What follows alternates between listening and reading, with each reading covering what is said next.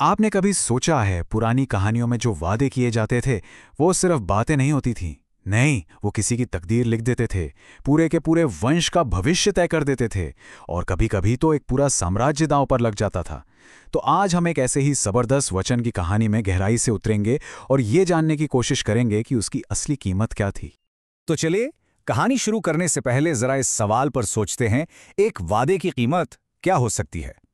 क्या वो किसी की खुशी से ज्यादा बड़ी है, या आने वाली पूरी पीढ़ियों के भविष्य से भी ज्यादा? चलिए, इस कहानी में इसका जवाब ढूंढते हैं। तो हमारी कहानी की शुरुआत होती है हस्तिनापुर के महान राजा शांतनु से। जी हाँ, वही पांडवों और कौरवों के परदादा। एक बहुत ही ताकतवर और इंसाफ पसंद राजा।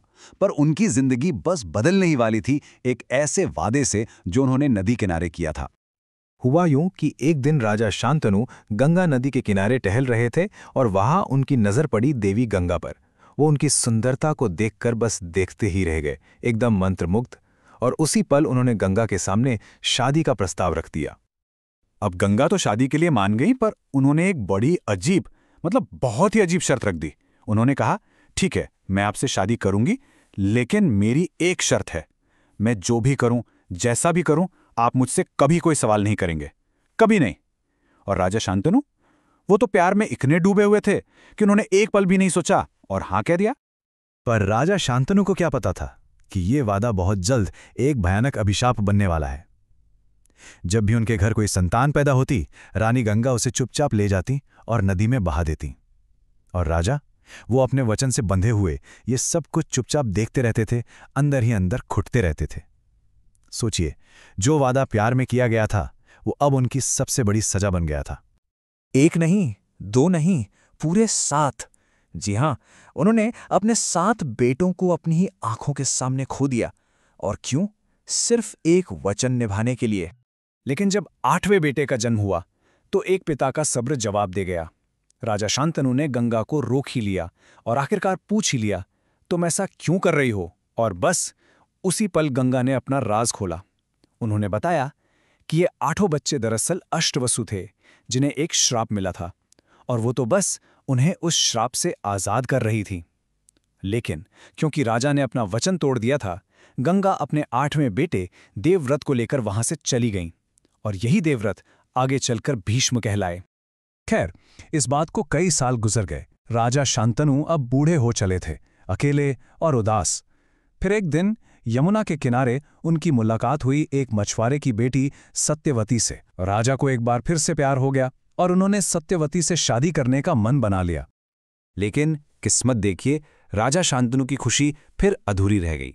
सत्यवती के पिता शादी के लिए तो राजी थे, पर उन्होंने भी एक शर्त रख दी, और ये एक ऐसी शर्त थी जिसने राजा को फिर से उसी मोड़ पर लाकर खड़ा कर दिया जहां एक तरफ उनकी अपनी खुशी थी और दूसरी तरफ उनका फर्ज। ऐसा लगता था मानो राजा शांतनु की जिंदगी 2 वादों के बीच ही फंसकर रह गई थी। देखिए, पहले वादे की वजह से वो अपना वारिस लगभग खो ही चुके थे, और अब ये दूसरी शर्त मानने का मतलब था अपने इकलौते बेटे देवव्रत के साथ सरासर नाइंसाफी करना।